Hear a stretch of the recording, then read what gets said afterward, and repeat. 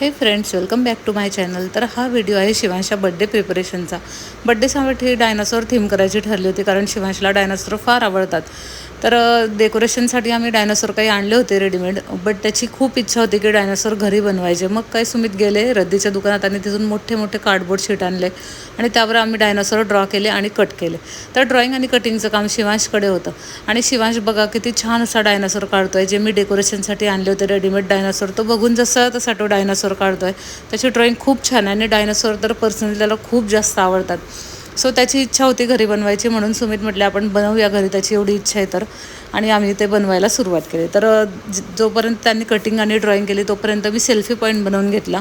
नंतर painting and त्यांचं डोळे वगैरे जे काही सर्व पार्ट्स काढण्याचं काम माझ्याकडे होतं. नंतर मी डायनासोरला कलर वगैरे आणि त्याचं पूर्ण काम सरळ करायला सुरुवात केली. तर बड्डेच्या आदल्या दिवशीचा हा व्हिडिओ आहे. मी सर्व डायनासोर रेडी करत होते. मला रिटर्न गिफ्टसुद्धा पॅक करायचे होते, पण मी धोनी झोपण्याची वाट बघत होते, कारण तिने मला करू दिले नसते. धोनी झोपल्यावर मी रिटर्न गिफ्ट्स पॅक करून घेतले आधी. तर ह्या हातातले स्पिनर मी रिटर्न गिफ्टसाठी आणले होते.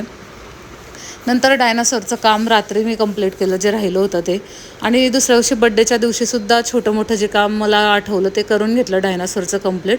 त्याच्यानंतर प्रिपरेशनला लागले मी. जेवण आम्ही घरीच बनवलं होतं. नूडल्स बनवले, ते पास्ता बनवला होता आणि फ्राईड राईस बनवला होता. तर मी सकाळपासूनच त्या प्रिपरेशनला लागले होते. साईडलाच केकसुद्धा करत होते. तर फ्राईड राईस मी करून ठेवला, पास्ता बॉईल करून ठेवला होता, नूडल्ससुद्धा बॉईल करून ठेवले होते आणि ताईसुद्धा मला हेल्प करत होत्या जेवण बनवायमध्ये.